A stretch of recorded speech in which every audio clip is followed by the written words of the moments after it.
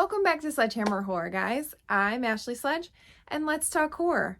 So today I'm going to do my review on 2023's M3Gan. M3Gan actually took me by surprise. It wasn't just another killer doll movie. It was different, honestly, and it was held up by two very talented young ladies who both did an amazing job in their roles. M3Gan, it showed me that not all January horror is bad horror, so that definitely was a plus. So I'm going to get into some positives, some of the negatives, and then give you my overall thoughts. So let's talk about M3Gan.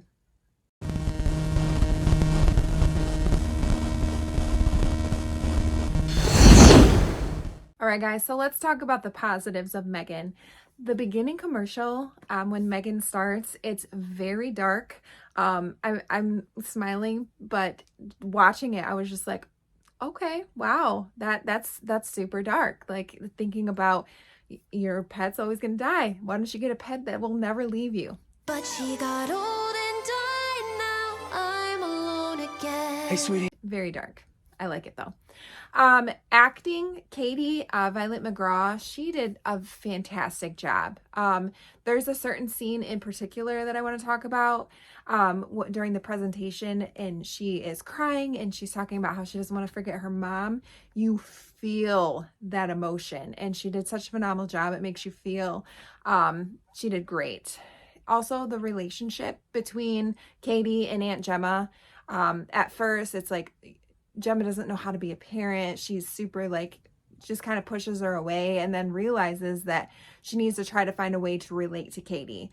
So this is when she shows her Bruce. And I really love this when they're just kind of like coming together and you feel like they're growing as not really mother and daughter, but as aunt and niece. So I really love that.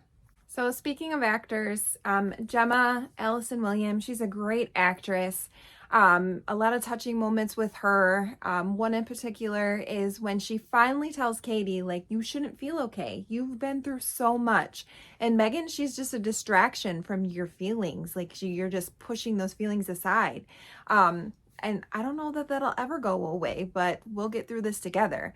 Like finally she's seeing that she doesn't need this distraction. She needs to feel. She needs you, because you also are going through a lot. Like you lost your sister. So that it's very emotional, and Allison Williams, she just knocks those emotions out of the park. The practical effects, I love that they use Amy for a lot of the doll's movements. Amy Donald, she did a phenomenal job. She's a great dancer. She's flexible, the way she can walk like a robot, and how she gets on all fours and is running after that bully completely freaked me out. Super creepy. She does such a great job. Also, when Gemma, she pours the water on M3Gan and she's like malfunctioning, it's so creepy. She's like walking towards, she's malfunctioning. Like, Amy, you did such a great job. Awesome work. And of course, we have to talk about the viral dance. It was all over TikTok. Like I said, she's such a great dancer, and she just brings this doll to life. Kills, I want to talk about my favorite kill, and that will be the power washer to the neighbor who's constantly letting that damn dog in her yard. Yeah, that is pretty horrific. That would hurt really bad. So I think that's probably my favorite kill of the movie. I have to talk about some of like the practical effects and makeup. When M3Gan gets her face ripped off, it looks so badass looking. I love it how she looks. Like it just makes her doll personality like more badass, I guess, because she's already like a villain, but this makes her look like a villain on the outside too. Also, I love when you get her point of view, when she's learning things, when she's, looking up at the sky and there's a bird, and she's just constantly analyzing things and trying to learn more and more and more so she could take over the world. And also I love when Katie uses Bruce to attack her, rips her right in half. So cool. But at the same time, she starts singing that song, and Katie stops, and she's like, she loves M3Gan. M3Gan is helping her get through this hard time. So it was hard for Katie, even though she is a villain. It was still hard for her to just kill her. So those are my positives. Now we're going to talk about some of the negatives.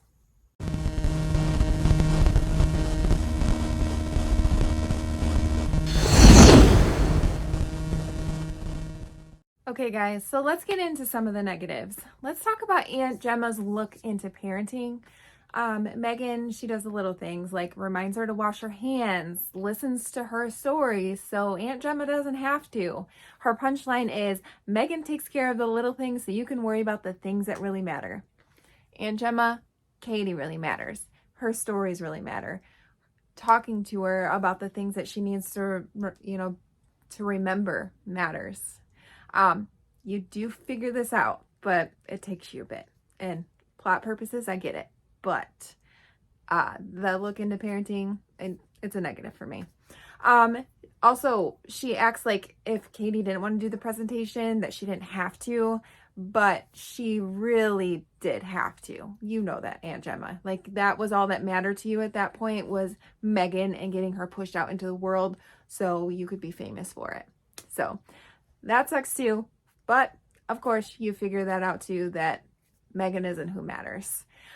Kurt, so he's super timid and he's sneaky, and he leaks Megan for money to other companies. His character, I don't know, it just seems polar opposite of like what he should be, I guess. I don't really understand his like timidness. Also, it did not make sense to me that when Gemma calls Tess to tell her not to let Megan out of her sight, and obviously it's Megan overriding the call, and she has Tess's voice the entire time, but when she ends the call, she sounds like a robot.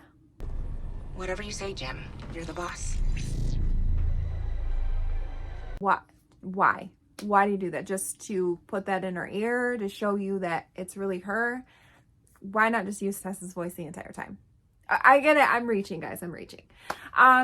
This is probably the thing that is the worst for me. And it's a lot of the off-screen kills. You don't get a lot of brutality, and I get it. They toned it down, PG-13. But there's some of these kills could have been so freaking awesome.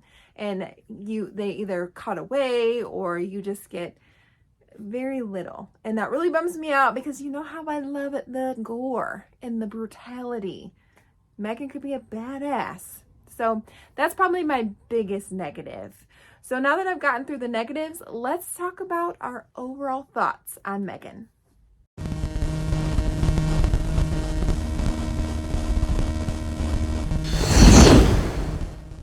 All right, guys, let's get into these final thoughts. So I really enjoyed Megan a lot, actually. I love the message that it portrays about parenting and how we should be the ones that are taking care of our youth today, not letting technology take over, and be the ones that are raising our kids.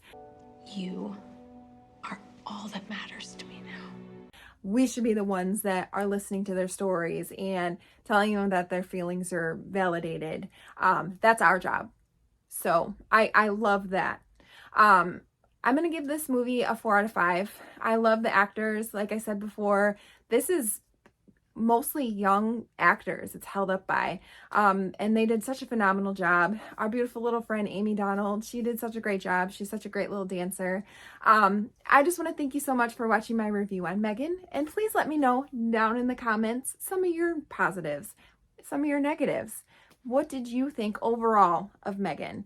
And please, if you haven't already, like and subscribe. It helps us more than you know. And follow Sledgehammer Horror on all our social media. And until next time, keep talking horror, stay who you are, and we'll see you guys soon. Bye, guys.